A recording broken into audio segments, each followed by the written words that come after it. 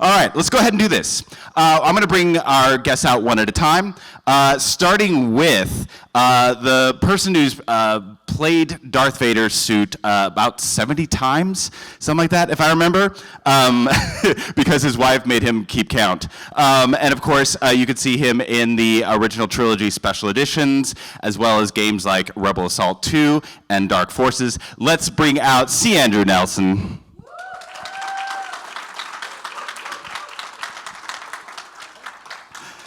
This Darth Vader, yeah, you could pick seats, like yeah. It's a Vader panel, so I'm going to be very well behaved, because I don't want anything to happen to me. This Darth Vader can be seen in Obi-Wan Kenobi, Ahsoka, Mandalorian, and all the fighting scenes with that. We've got Tom O'Connell.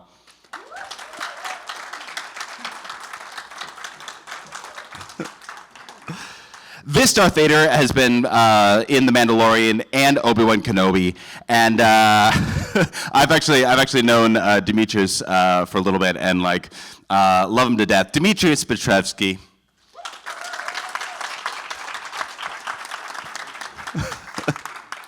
And of course, Supreme Leader Snoke, seen in The Last Jedi. Also Wookiee and Solo as well. So, we'll tear your arms off if you don't behave. We've got Ross Sambridge.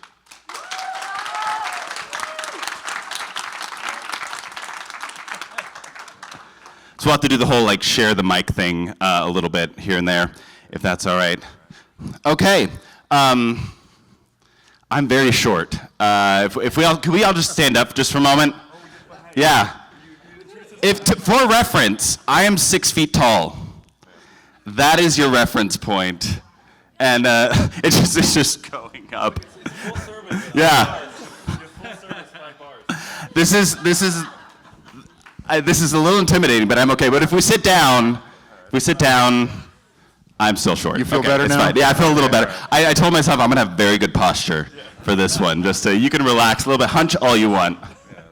All right, just to get started down the line, how did each of you get into Star Wars, specifically as Darth Vader? I lost a bet. No. No. Oh, no. No.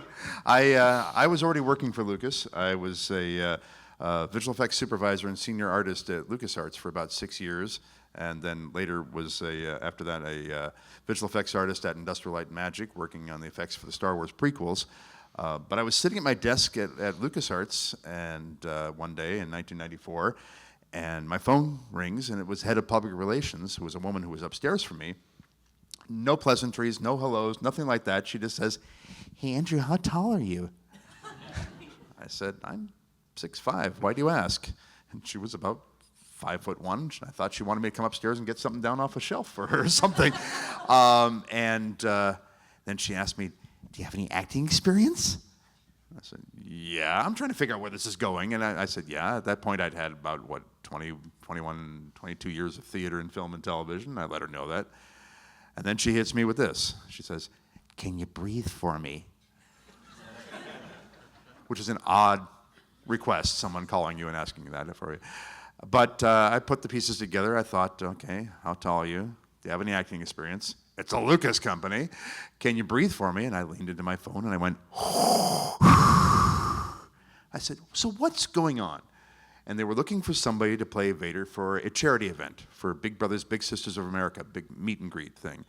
This is long before the 501st Legion was around, and so I went up to Skywalker Ranch, tried on the original costume. It said D. Prowse on the inside for Dave Prowse. Yeah, I had the same reaction you just had on your face right there. Oh my gosh. But I put on the costume. It fit.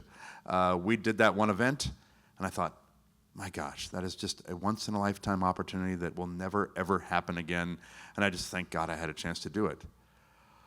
But then they called me back for something else, and something else, and something else, and I ended up playing Vader 70 times over 12 years. So, yeah. Thank you. Tom, how about you? So mine was a bit of an audition process. I was called in by the stunt coordinator, and all they told me at the time was it's a Star Wars project, and I usually do keep a beard as a stuntman, and so they said, I always ask the question, is there anything I should bring in, any equipment, any pads, anything like that? And they said, well, if you have swords, bring your swords in. And I said, oh, I get to be a Jedi, you know?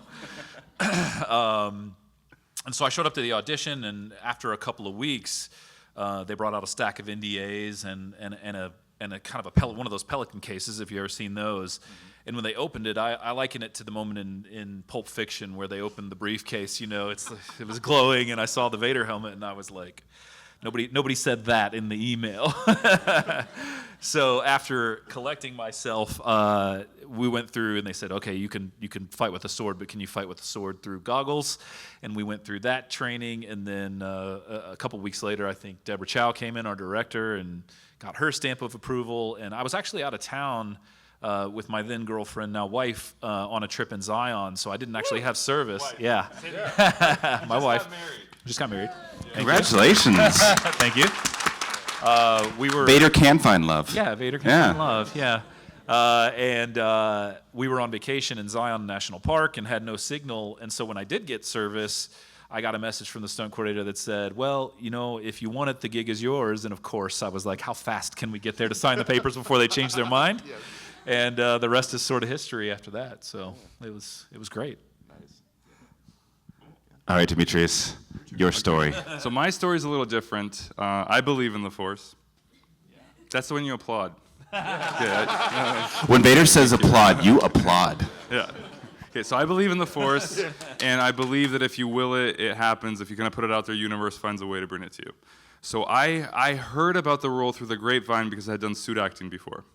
And I've been kind of known a little bit for being big and being coordinated, and because my training is physical theater and mime and circus, I could do a lot of the subtlety and like nonverbal communication. So someone's like, hey, heads up, big project coming out, can't say anything about it, NDA, but you're the perfect build. It's an iconic character, takes place in space, fights with a sword. And I said, okay. Okay, and I was like, I'm gonna put it out there. So I contacted some of my stunt friends, and we started just kind of forming a sword club and just kind of practicing sword as a way to put it out there. A month goes by, coordinator contacts me, stunt coordinator. I'm casting for a project, NDA, can't tell you anything about it. We need a specific walk. It's a big iconic character, so you're gonna play an iconic character. He's really big. He's kind of like, wears this suit of armor, and he fights the sword, and it takes place in space. It's kind of this sci-fi thing. And I was like, okay, I think I know exactly what you're saying. And he said, okay, it doesn't have to be anything formal, just film a quick audition like on an iPhone or something, send it to me. We really just want to see this walk. It's a really important thing. It's important for the director to get a specific walk. I said, okay, say no more. I hear you. So then I contacted my friend who does visual effects and said, okay, we got to make this Star Wars audition, and we got to blow it out of the water. They got to know that I want this role. And then I contacted another friend who's got a screen-accurate suit, who's a cosplayer. And he's one of the producers in Legion M. He's an iconic cosplayer, David Baxter. And he's 6'8".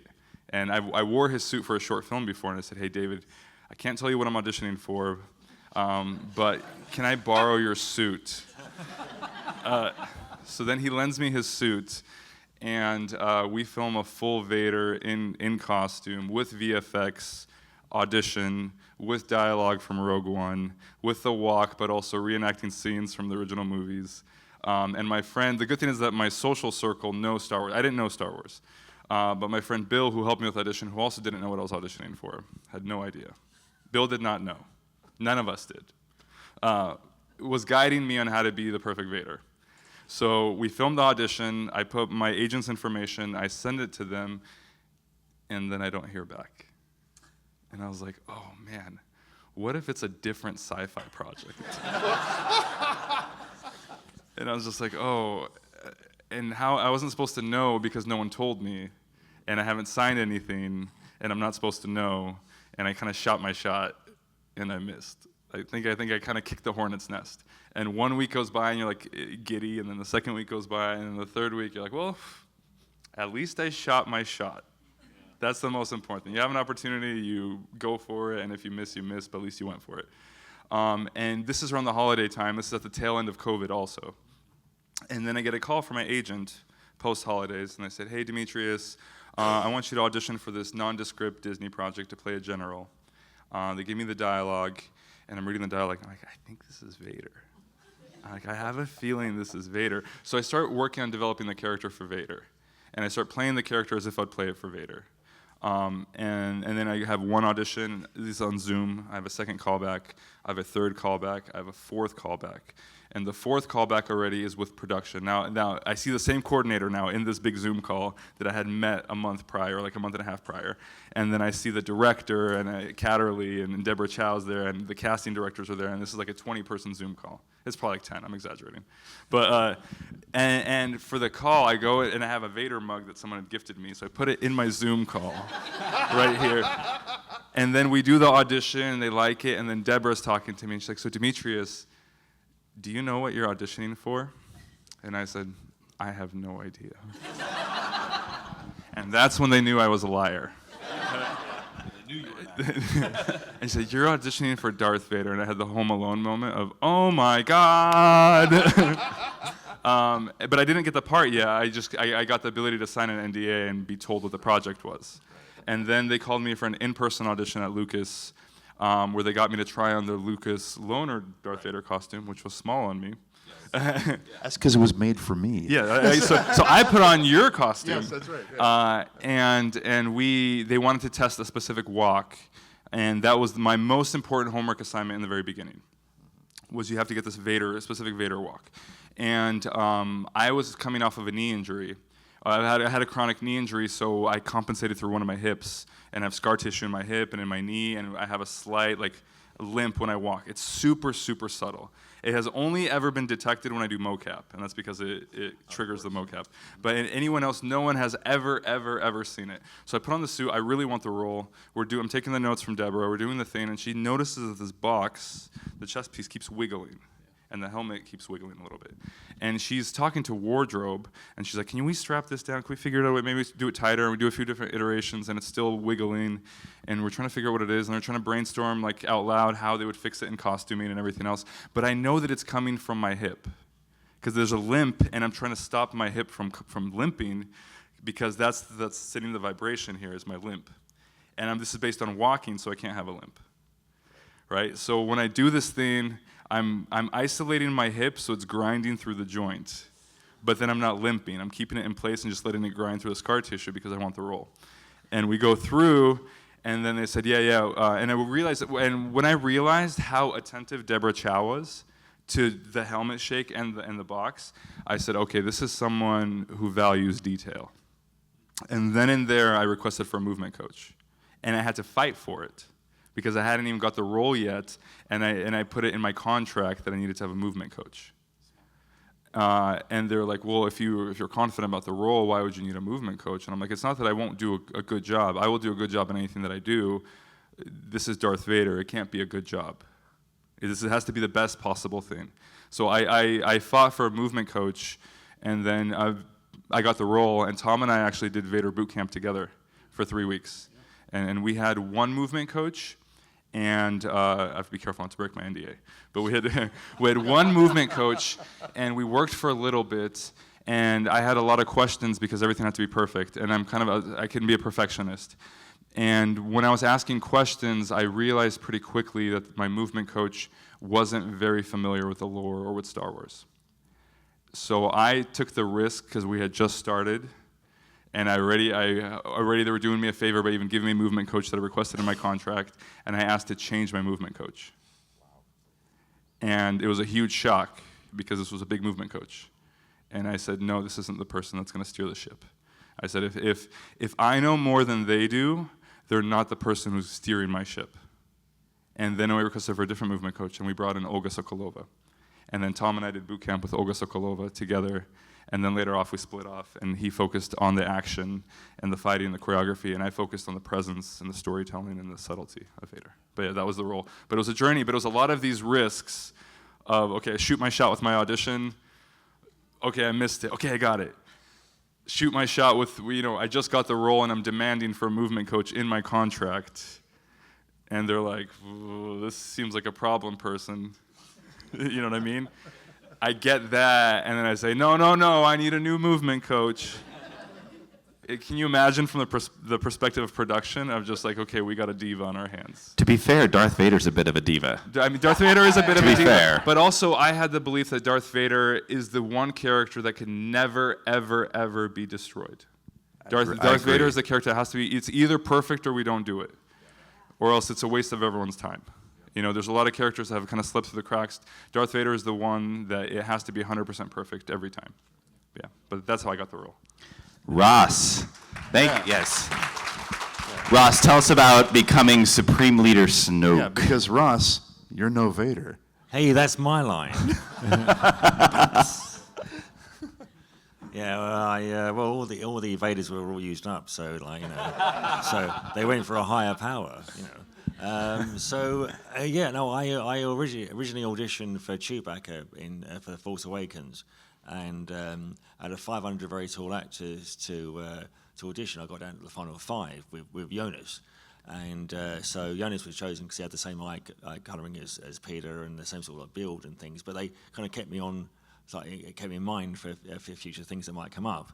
And then in early 2016, I got a call from my agent saying that there's a thing that they'd like to come down for a fitting for a thing called Space Bear, which was sort of like the working title for...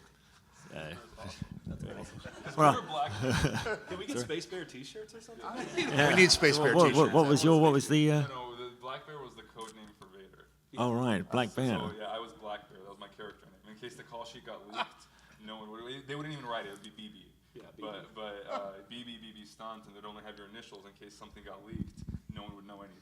Yeah. But Space Bear. Yeah, Space Bear was for The Last Jedi. I like Space Bear. Well, I mean, I know we can't be Vaders, but at least we're bears now. At least, That's right, we're bears. That's great. Rawr. Sorry. And this is why he was Darth Vader. Yes. No, so, I'm sorry. Please don't destroy me. Yeah, I'm sorry. Come on, yeah, let's go. No, yeah. So I came down for the fitting, and I still didn't know if it was actually for Star Wars. It is obviously sound like a bit like Star Wars.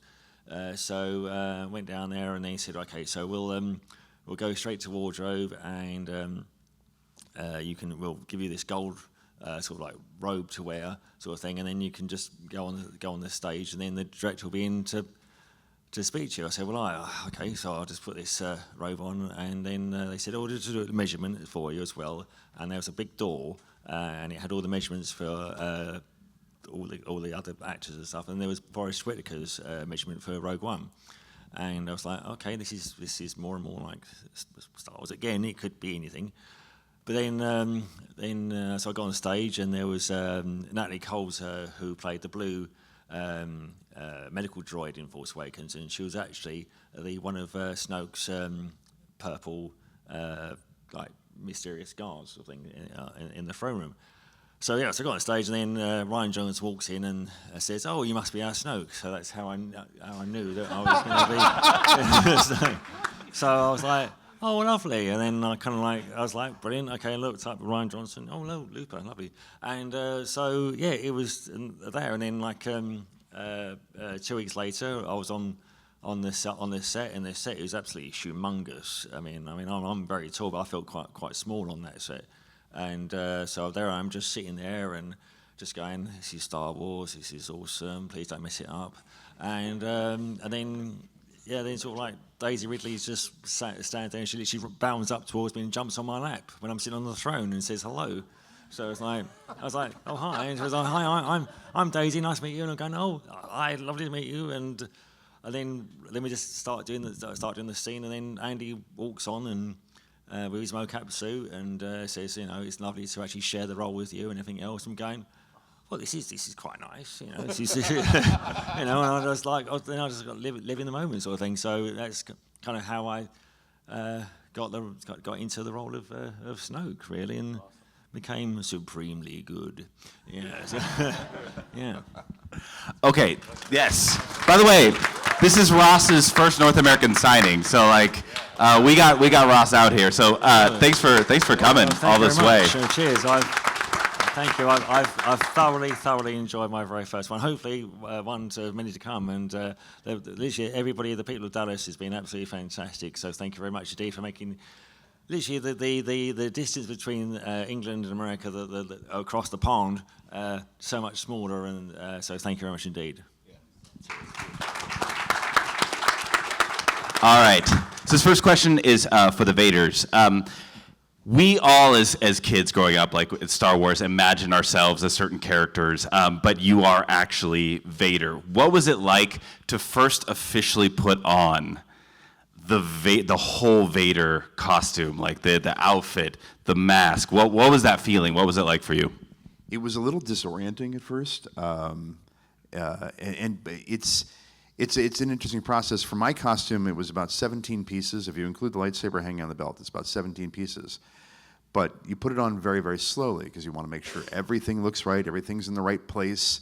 The chest box has to be at the right height. It drives me crazy when I see footage from on YouTube of you go to Walt Disney World or Disneyland. And you see the Vader that's there, and they've got the chest box down here. It's not a gut box; it's a chest box. That's supposed to be at a certain spot.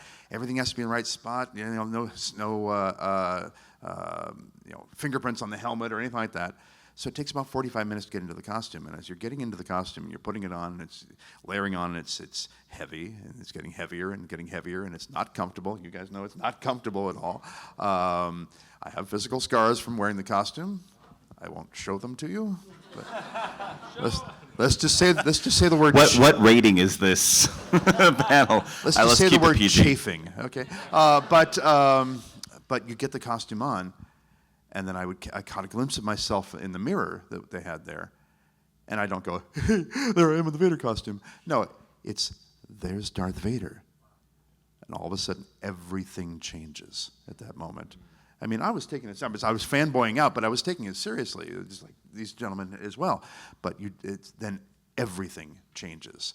Your whole physical attitude, your whole emotional attitude, everything changes at that moment, and you become Vader. And but it was a little disorienting too, because the lenses of the mask distorted, my vision. And vain actor that I am, I wear glasses. I just don't have them on at the moment, and I can't wear them under the mask. So that made it a little bit difficult. But it's just an incredible experience, and it's one that like I said, it happened 70 times, and each time it was a once in a lifetime opportunity, and it just. I never got used to it. It was not one of those things where it's like, oh yeah, I got this down or something like that. It was always something that I approached with great respect and with great humility as well, but also great responsibility. So yeah. Yeah. Thank you.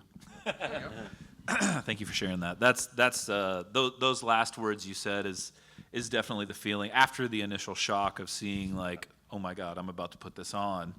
I'll let Dmitrious speak more to the process that we went through together, because we have a very shared experience, which is really nice to have somebody to share that with. But that mixture of gratitude and humility and responsibility, it's one of those things where, yes, we recognize the care that Deborah was putting into it, the care that everyone was putting into it. I said something that's sort of unique to all of us here anyway, and I'm sure Andrew experienced this as well, is like, we all grew up with Star Wars. Even if you didn't know it, you knew it. You know who Darth Vader is. Even if you've never watched the films, you know who Darth Vader is. So stepping into that, you feel the weight of that in a way, and it's mixed with gratitude. So it's not overwhelming, but there is a certain amount of responsibility, not just to the fans, but to yourself and to David Prowse and Bob Anderson and George Lucas ultimately, and Hayden and everyone that stepped into that role and the continuation of the lineage that we have for that role. You just feel that, and when you see yourself in the mirror, when a picture is taken of you, or even if you don't have the helmet on, you think you got a job to do, and you damn, sorry for the language, you damn sure better do it right, because it means a lot to me personally, and I know it means a lot to you and you and you and everyone, and so you better do it well, and you better do your absolute best. So may I just ask? So when you, so each of you really, when you are donning the Darth Vader, even though you're your own like kind of individuality inside the suits, even though in a guess you got like carry on the actual the character of Darth Vader, but do you add your own sort of like take on what Darth Vader could be? Yes, I did put all of this Yeah. I want to pass it to Dmitrious so we can hear more about that. But something that's great that he mentioned, we do really owe a lot of credit to Deborah, and I think it's great that you brought in Olga. Olga was a movement coach that, the way I talk about it is she basically stripped down the movement patterns that we individually had between myself, Hayden, and Dmitrious, and then started to build us back up in the image, if you want to say it that way, of David Prowse and the performance that the older guys had laid down.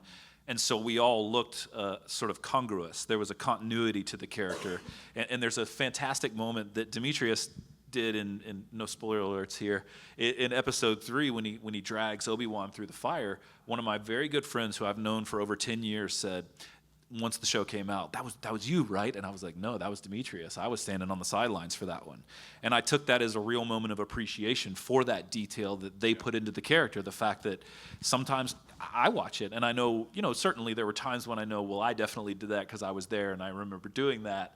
But there are times when I sort of lose myself back watching it and saying like, and it's such an awesome thing to say, that you can't tell where one of us ends and the other begins. That's a real credit to Deborah and Olga and the work that they put into the character. And I'll just pass it on from there. Yeah, the amount of detail. Okay, wait.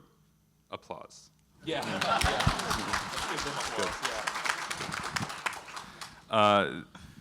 Basically, when we got the role, when we're doing Kenobi, there was this electricity on set that we knew we were making history. Like, we were making Star Wars history. We were building the bridge from the originals to the prequels to the originals.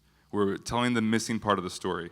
And that electricity on set had this gravity that what we're doing right now is the most important thing I could do in the universe. Literally, that was the energy that we were telling the biggest story that needs to be told. We're bridging parts of the story that need to be told. So that was the energy behind everything. Yeah. I forgot what the original question was. Well, it started off like putting on the Vader suit, and then it evolved. Yeah. No, but this is great. I'm loving where this is going. Yeah. Go with the emotions. Yeah. So it's the dark side. Yes. When people ask this question, they want this beautiful experience. But for me, like Tom said, it was the responsibility, and I had done so much movement training that I wasn't thinking about that. For me, it was, how does my posture move in this? How does this? And I'm analyzing everything. And because I'm so hypercritical, I wasn't even self-aware of that aspect. I had a couple of these moments that I had these out-of-body experiences where I would be like, oh yeah, I'm Darth Vader. But in the middle of it, I'm doing a job, I'm playing a role, this is my posture, this is what I do, this is how I move. And that's kind of what was running through my head. And how can I move with the limitations that I had?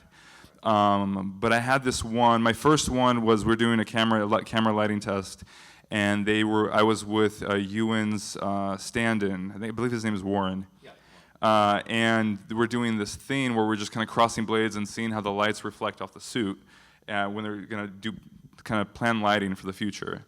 And Warren whispered to me, he's like, I'm fighting Darth Vader. And then I had this moment where I'm like, oh my God, that's me. You know what I mean? And that was my first moment. And my second one was on the Devastator, where when it was on the throne scenes, but also on the Devastator, where I was like, oh my God, I'm on the Devastator. Oh my God, I'm Darth Vader. Because you see the bridge and you see the people on the computers, and the Devastator was just one of those moments where I'm having an out-of-body experience.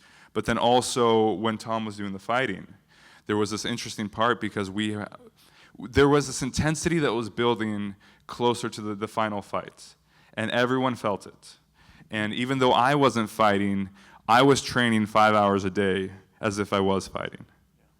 And they were training 5 hours a day, and Ewan was training, and Hayden was training, and everyone is training, but we had this collective energy that there's a showdown that's about to happen, and it's big.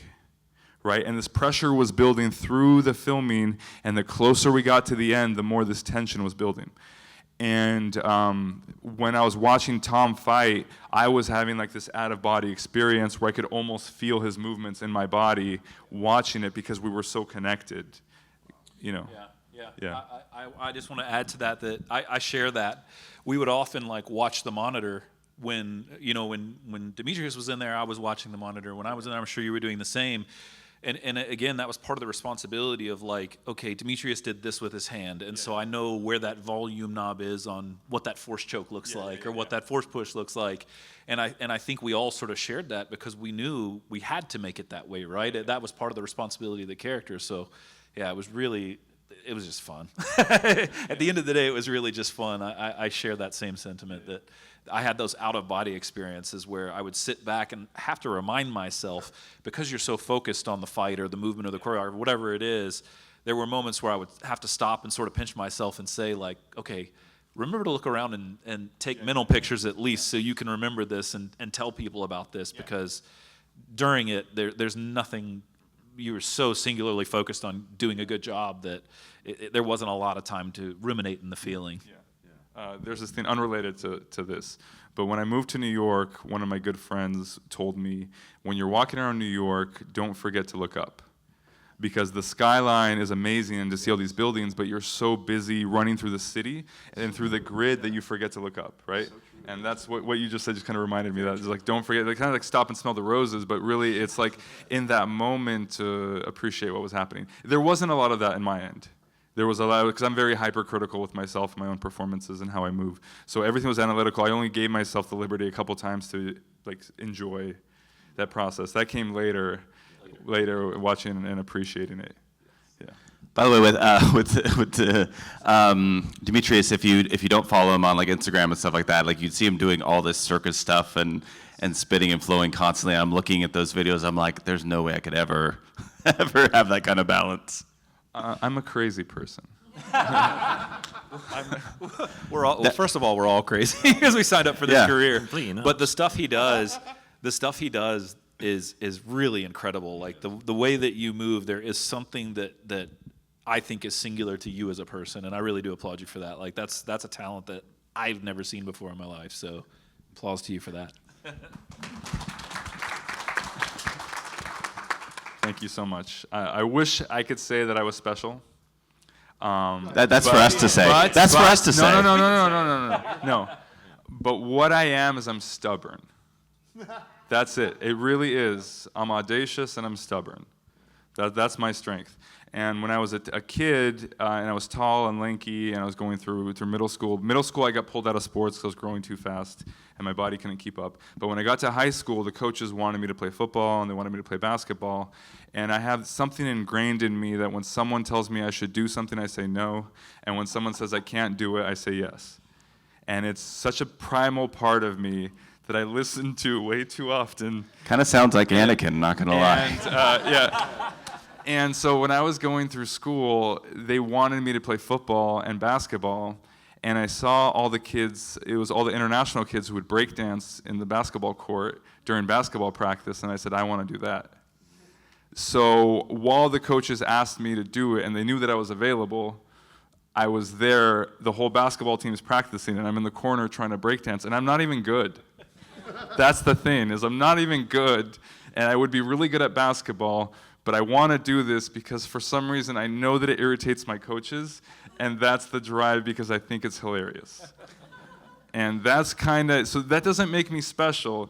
It makes me a little crazy, but that's kind of what has pushed me to always push my boundaries and trying to see what I could do. I think that's what I like about you. that whole I picked up on that when I first met you, and that's what I like about you. Thank you. You are special. Applause. That's where, It feels cool, right? Wait, applause. Yeah. All right, Ross, let me ask you this. So Supreme Leader Snoke, The Last Jedi, is the first time we see Supreme Leader Snoke's movement. Yeah. Tell us how that movement came about. Well, similarly to what you were saying, like it's all about how you change your body shape to sort of like to manipulate and how you could be more creepy sort of thing. So, well, it comes quite easy with me being creepy. But no, so in Force Awakens, Snoke's a hologram. So they didn't know how he was going to interact with like Daisy and with Adam and things. So. They wanted someone taller than Adam Driver and then Adam I believe is about 6'4", and I'm 7'1", So they wanted someone to loom right over him and sort of like make him feel quite small and insignificant and things. So but in a way, the actual robes become a character themselves because it's all like dark reds and blacks in the throne room, and the gold being sort of like quite a royalty sort of like look to it sort of thing. So they wanted sort of like Ryan gave Andy and I. So apologies for my voice. I had a couple of a sore throat. It's the dry weather. So that's my excuse anyway. So the thank you very much. I came prepared. You want a cough drop? Well, Yeah. You see, Darth is nice. Anyway, Sometimes. thank you. It's a bit on the. Yeah. I mean, they're probably a little bit on the dark side, but you know. So Ryan gave Andy and I a free reign of how he was going to move and things. So Andy would match up with my movements, and I would match up with his movements, and then sort of like they kind of blend us together, sort of thing. But yeah, no, because I've also got a slight curvature of the spine. Ryan liked that idea because it could come across a bit more sort of like a menacing but subtly scary, but then have his powerful moments, but still quite fragile at the same time. So, you know, I mean, I guess I'll probably just stand up and sort of show you all sort of thing. So, in a way, if Carlo, I mean, can I borrow you for a second? Yes. Right. Firstly, kneel before Snoke. Thank you very much. Right. So I would be sort of like I'll be like in the chair sort of thing like this, sort of like my withered arm on that side sort of thing. I love that. So I'll be sort of like going like so I'd have to like really like emphasize on the getting up sort of thing, but like really sort of creepy sort of thing. And then I'd be walking down the slope sort of like, but still quite powerful sort of thing. But then I'd be like, how's the wound? Do you know the line? No. Oh God! I read the script. Oh my God! Line. What is the line? Basically it's muffled. It's nothing. It's nothing. Yeah. And I'll be like, take that ridiculous thing off, which is the helmet. Yeah. You know, sort of thing. And I've never done this before, by the way, so this is exclusive. Yeah. So Nice direction. And I'll say, and then it's sort of, because it's so after he sort of takes the head off and that sort of thing, it's this and all that stuff about like the fact you were just Scott being up by a girl and you're a pansy and that sort of stuff. So and then it's sort of like Thanks. So All right, that's normal. it's all right, no worries. Anyway, and then so like as it turns sort of thing, but and so it emphasises sort of like the creepy sort of turn and everything else, and then sort of like I was like kind of like limping and withered back. And then he sort of like he says I defeated Han Solo and everything else. So he's like I killed Han Solo. yeah, and then he got zaps like that sort of thing. Yeah. But so he's just got to like get into that sort of like a humanized sort of thing, but like they're just emphasising on the withered part, but also sort of the strength coming through and sort of like then wheezing out and then sort of like coming back and sort of just leaning backwards and then sort of like falling almost into his chair like that, and sort of being all menacing, but still kind of like fragile and everything else. The way you're giving me that look right now, I'm kind of like, Thank you very much. I want to add something really quickly. The lean that you did on the chair, there's something so uncanny about it that it always was striking for me, because there's something as a movement performance, just the way you did it. I don't know. There's something very subtle about it that is extremely creepy and extremely dark, and I loved it. And it was really just how you were leaning. Yeah. But it was I don't know what it is specifically about it. Like I can't pinpoint, but there's something so uncanny about it that I absolutely love it. I'll try it. I mean, it's sort of like, because these chairs are a bit on the smaller side to the throne, of course, but it's sort of like it's like that sort of thing, and sort of like because. Okay, I know it's the nonchalance. That's what it is. It's how casual it is in a position that would normally be awkward. I think that's what it is. But it's this uncanny thing that you look at it and it should be uncomfortable, but you're super, super comfortable. You have to be subtly sort of like, in a way it's a bit like what's his name from the Addams Family, Lurch, in a way, Yeah, like Lurch. yeah. So like he's sort of like he does his very subtle, small movements, but every movement is sort of like a menacing sort of like story to his body shape and his body movement. So you kind of like you tap into what his emotional feeling is by sort of like it's almost like speaking in a like horrible way, but just using your movements to actually speak. Yeah. So it's a bit like what you were saying about the fact that you had that responsibility to make your character believable and it's got to be really angry and menacing, that sort of stuff. But also you can't sort of like sort of deviate from his body. You've got to be encapsulated into that character, and you've got to like really sort of like deliver that character to the audience they're going to be watching in the cinema. I think. So yeah, so I was just very grateful to have Andy's like motion capture movement sort of like and to have like a teaching from him. So it's just fantastic that we are literally quite half and half of Snoke. Yeah. Applause. I'm going to use that now. So I got questions for each of you. Can we get a mic down here? C. Andrew Nelson. By the way, can I just say, it's hard not to say C. Andrew Nelson. I know, I'm the third choice on a multiple choice quiz. What do you prefer if you're just... Lord Vader. Lord Vader? No, All right. no, Andrew. Just call me okay. Andrew, yes. So you were in the original trilogy special edition, so now you live on in the original trilogy forever. Because that was the deal that George made when he sold Lucasfilm to Disney. That the special edition is the edition. So yeah. Applause. No, but you almost didn't survive it. No, I almost didn't make it into the special edition. I'd been playing Vader for about 2 years before the special edition, so I'd been doing it for commercials and television appearances and all that sort of thing. But then. And I'd done it for the video games for Rebel Assault 2 and Dark Forces, and I think it came about for the special edition because Hal Barwood had been the director of the live-action footage for the game Rebel Assault 2, and Hal had been a game designer at LucasArts, but Hal went to USC Film School with George. He's one of his old film school friends, and Hal co-wrote Dragon Slayer and a lot of other films as well. And so, good friends of George.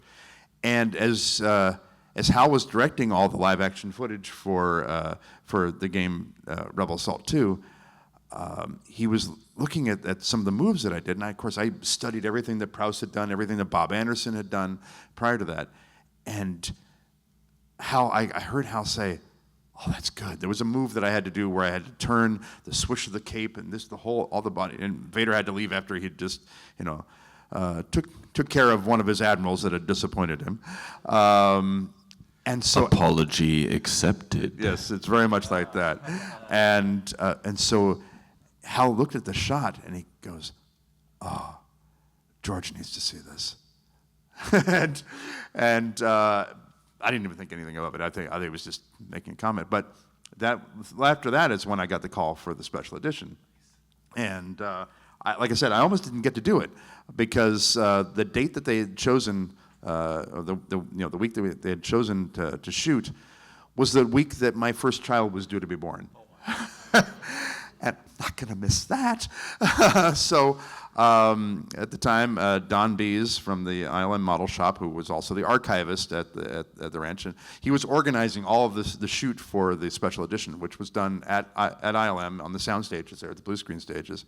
And so Don calls me up and says, "Yeah, I got great news for you. They want you in the special edition for the new scenes for Vader." And I said, "Oh, great." And I said, when are they shooting? And he gave me the date, and it's like,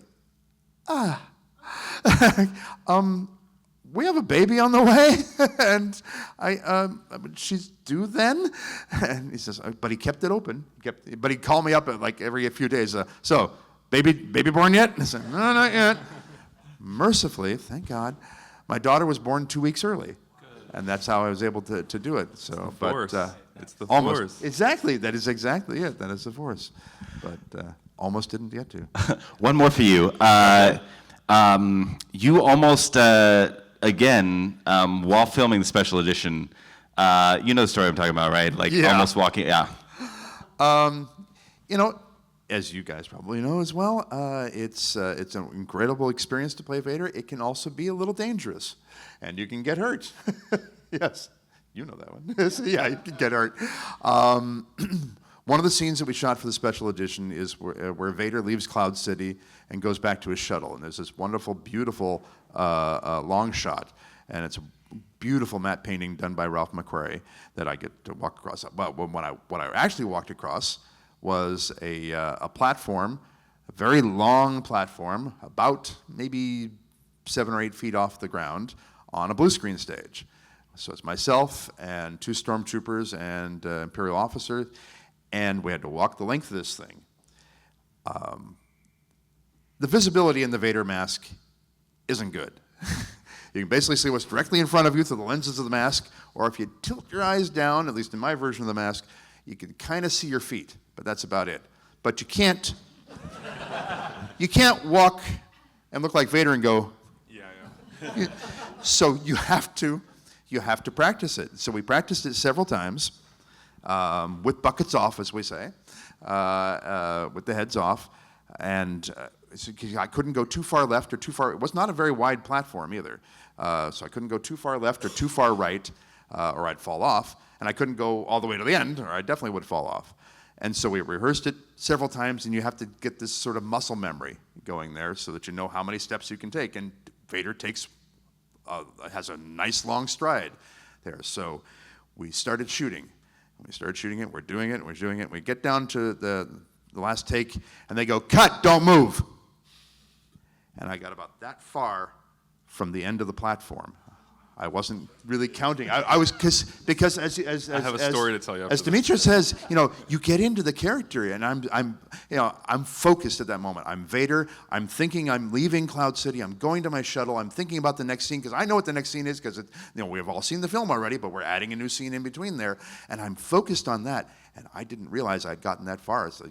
So one more step, and I would have hit the deck. I don't know if they were concerned about me or the very expensive original costume. The suit. I would like to think it was me, but yeah, that was dangerous. I mean, I've had stories like that. I almost caught on fire one time, and that was fun. Yeah. Yeah, I have. So I have. Yeah, the so stories- that's why I'm handing it over to him now thank too. you. But Dmitrious, what you got for us? Perfect lead-in. Okay, so the way we trained with Olga is that I'm Anakin turned Darth Vader, young Darth Vader, young, arrogant, pompous Darth Vader who has a chip on his shoulder and something to prove, right? And what we're trying to prove is that I've become a master. And how do you tell people you become a master? And this is the part was developing this arrogance and the walk and everything else. And like he was saying, Vader doesn't look at the floor. Yeah. In my training, Vader doesn't even glance down. Mm-hmm. Vader is up here, and I look straight ahead. Exactly. The way the suit is built, I have no peripheral vision. And with the way Olga, we have very little vision actually. In fact, if I'm doing a scene with someone, I don't even see the person. Like anything below my nose is invisible. But my head is so high that everything is invisible. I only see really, really far away. And even when I have a mark, I could see a mark about 30 feet ahead, maybe 20 feet ahead, and then it disappears, and then I count steps from when I can't see anymore till I get to my mark. And then I just rely on counting the steps.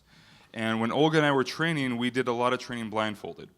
And we would build little obstacle courses, and I would blindfold in the thing, and I'd have to count steps to a certain place, turn around it, come around, try to pick up an object, come back. And we're doing a lot of this blindfold training, and it came in handy so much in the suit. But you have this trust that if something goes wrong, someone's going to say something. So I'll start with the fire first. When we're doing the fire scene, I miscounted my steps. I see my mark, can't see my mark anymore. I start doing my steps, but it's not just counting your steps, it's counting your steps, and the gate has to be the same. Right. If you change it a little bit, you're going to be off count. Mm-hmm. So I walk into the fire, and I stop inside the fire, but I don't know this because I'm looking that way. And I'm like, it feels warmer than usual. But I'm wearing this like isn't leather. CG fire, folks. Yeah. No, this is real fire, yeah. But I'm wearing like leather, so I'm like, someone's gonna say something. Someone's definitely gonna say something. We're doing the scene, and we're in that scene for like another 30 seconds or like 45 seconds. And we're doing it, and it's getting warmer and warmer, and I'm like, okay, just keep going. And then they yell, cut, and immediately I get yanked out by the stunt coordinator. Everyone is frantic. They're looking at my costume. Are you okay? Are you okay? I'm like, yeah, I'm fine. And then they all come in, okay, Dmitrious. I know you're in the character. Darth Vader is afraid of fire. Like, you know, he has this trauma. He doesn't like fire. He's not gonna just like stand in the fire. I was like, I was in the fire? No one said cut? But I destroyed my hero cape because I was in the fire. We had this hero cape, and I had to use the stunt cape afterwards until I made a new one because I destroyed my hero cape because I walked in the fire. And then we had to cover my costume with flame retardant, and then everyone had to watch Dmitrious because he'll walk into fires. But then we had another scene when we're in the volume, and we're on the planet. I forgot the name. Do you know the name of the planet? The final showdown between. It was the moon. I don't know. Yeah. Oh, okay. yeah, I forget. Yeah, so it's on the moon, and we land, and there's that big tracking shot of Vader comes down the ship, and he walks into the void, into the spans of the distance. We're in the volume, and I could only see far away, and I'm looking at the screen, and it goes on forever because it's a far away shot. And I'm walking, and I'm like, they're gonna say cut when I reach the edge. There was no they. There was no they. No one said cut. And I walked off the edge of the volume. And it happened to be on the high side of the volume, so it's like a 5-foot drop. It's like a 4.5, 5-foot drop. But I'm also an acrobat. So I didn't even know that I'd walked off the edge. I walked off, I was walking, and then I was like, boop, and I landed on my feet, and I was like, and then people run up, and they're like, are you okay? And they're like, and then one person, like, after everyone's like calmed down, someone came up to me and was like, I was watching the monitor, and you were walking, and then you just vanished. But yeah, I walked off the edge, but my circus training, like muscle memory, I found the floor with my feet, and I automatically absorbed. Thank God for that. Wow. Yeah, that's one of those moments where, like, if it was someone else who wasn't an acrobat, that could, because you're very limited in the costume. Absolutely. And you can't see. Yeah. You also can't turn your head, at least for me, you can't turn your head all the way around like this. No. Because it catches, that mask catches on the shoulder armor. And so that's why Vader, when he turns, he uses his whole body to turn. Yeah, but I just got to tell you really quickly, I think we ruined your costume. That replica that Lucasfilm let us borrow. it's okay. We had 18 of them. In the stunt gym. I ruined a few. Typically with stunts you do previs. Previs is like the demo reel for the director to approve the fight sequences and the choreography. And again, knowing the responsibility that we had to the material and the characters, we shot with lights, we shot with fog machines, we went all the way out. We turned off the lights, as you well know, like we would turn out the lights in the stunt gym, and we would go all out for these previs scenes. And that final fight, the previs that we shot was 6.5 minutes, but we trashed that outfit. We were, because Vader gets pretty beat up. It was for a good beat up cause. in that one. Yeah. But the shin guards were broken, and we kind of gave it back to them. It was like, you remember in Days of Thunder when they turned the cars back in, the rental cars? Tom Cruise and the other guy, Michael Rooker. And it was kind of like that. We turned it back, and we was sheepishly like, here you go. Sorry. And they were like, what is this? And we were like, what? Sorry. Tom, one last one for you. So of course, the two of you both worked with like Ewan and Hayden and stuff like that, and of course you were also in Ahsoka. But for Kenobi, you got to fight Ewan. Yeah.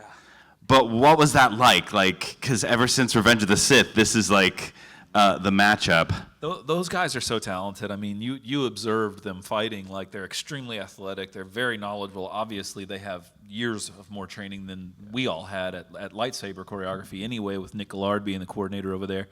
And so they were very talented just from the get-go. And I like to say, it was almost not in a sort of arrogance or any sort of boisterous point of view, but we were always trying to one-up each other with like how well and how fast we could do the choreography.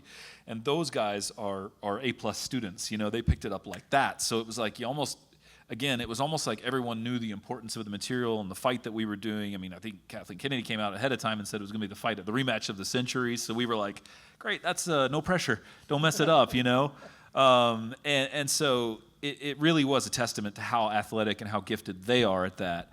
For me, the first time, when we train, it's typical that I fought Ewan's stunt double, and Ewan would fight somebody else that knew the Vader choreography, and then we would face off with each other eventually once we all knew the moves. And in the first instance where I faced off with Ewan, it was a moment, again, one of those moments of shock and a moment of like, I suddenly came back into reality of I know where I am, because when he did his stance with the saber over the head, his Obi-Wan stance, I literally looked into his eyes, and let's face it, Ewan's a very handsome man, first of all, but you're looking into those, applause. I was looking into those icy blue eyes, and I was like, oh my God, that's Obi-Wan Kenobi. And I completely forgot the choreography. It was like I blew everything out of my mind. And I was like, can we take that back a sec? But to echo what these guys were saying, it was very hard, doing the choreography. I kind of give our department the tiniest bit of shade, because we had worked out all the choreography for that final fight on flat, level ground. And as you well know, that Rocky Moon had several different steps and layers and columns, and nobody seemed to tell us that ahead of time. So I went into the steps counting mode of like, I have to know exactly where the next step is behind me, because I was fighting on the back foot a lot of that fight, and to know where that next ledge was, so I literally didn't fall down. And I think I did once or twice, yeah. So Ewan, in his choreography, he had like this moment where he was either ragdolled or he had to roll. He had to roll on rocks. And he wasn't wearing pads, and he had to do it over and over and over again, and he never said anything. That's the thing. And that's one of those things where like you practice in a place, but you try to imagine all the other conditions that could take place. What if there's fog? Like, we train blindfolded. What if we can't see? What if we can't hear? Like, you're putting these what ifs as you're training to try to give yourself as many tools as possible. But rocks was a curveball, and the Vader suit is extremely hard to move backwards in, because there's a cape. And you learn cape choreography as you're walking. Like, when you turn, you kind of take this leading hand and you flick the cape behind you. Absolutely, yes. To give you space, because if you don't do this, you step on the cape and you do one of these. And his fight was all backwards. And I did a lot of training walking backwards and forwards and sideways and everything. And I'm the only other person in the world who knows how hard his fight scenes were, because I'm the only other person who knows our specific suit and the limitations of our suit and the length of our capes and everything else. And there's a moment, I think I even told you while we were filming, I was like, I think no one else here even understands how hard it is what you're doing. Like, how hard it is what you're doing. It's like almost impossible. It's literally almost impossible. And one time you did fall. Yeah. You like stepped on your cape and you fell backwards. Chopped me in the because you step on the cape and then it chokes you. Because it's chained to the front of the shoulder armor, and so So let's give a round of applause for Tom. A round of applause for that one. All right. I hate to do this, but we're actually literally at that he time. took something that was impossible, and I mean, but this is Vader. I'll tell you about Vader. What makes Vader beautiful? There's a lot of people who talk about Vader and they start talking down about Vader on the internet, right? Because he was one of the first villains that came out, and then since then the power levels have changed. You had Thanos later come out and other things, and other IPs where it was more powerful, and they said, who's more powerful, Superman or Vader? Homelander or Vader? And you start comparing, and then slowly over the years, the power levels are lower, and they're like, well, Vader was strong, but he's not that strong because Palpatine modified his suit, and you have all these things in the fandom, right? Yeah. Here's the thing. Vader is the most powerful in the universe, right? Vader knows that his suit is nerfed. Vader is smart enough to reassemble a ship and put it back together just using the Force. He's a genius. Yeah. And every time he fixes his suit, he keeps the nerf there. That's Vader. Yeah. Vader is so good that you say, okay, you put this restriction on me, and I'm walking into a trap, and without an army? Okay. And he's the strongest because he's the only one who comes back from the dark side. Yeah. The chosen one. And Revan. And Revan. Oh, and Revan. Yeah. The brought comeback someone and brought blazed balance. the trail first. And brought balance. Yeah, but where this is going is what makes Vader, he's the most powerful, not because he's the strongest. He's the most powerful because he's the most resilient. And he's the most powerful because he has gotten rid of all his attachments. He's the ultimate Jedi. Yeah. He's the ultimate Jedi because the Jedis have an attachment, and their attachment is they can't kill the younglings. Oh, you went killing there. the younglings You went there. is an attachment. Killing the younglings is an attachment, right? And Vader transcended that attachment. And Vader, because he has nothing to live for, he has no self-preservation. So Not when letting you babysit the kids. Speaking. So basically, he walks into battle knowing that it's rigged, knowing that it's a trap, knowing that his suit is nerfed, and he still wins. That's Darth Vader. So with that being said, Tom is in the suit. He's in a cape. He has to step backwards. He is on rocks. He's completely blind. His lenses have fogged up, and he still makes it look like it's easy. Because that's what it's supposed to be. That was the analogy I was connecting with. All right. Applause. Yes. So speaking of younglings, I've got a giveaway, and little Leia up here has just been so patient the entire time. Well done. I think you deserve this. Give it to the So daughter. this is for you. This is from all the Vaders up here.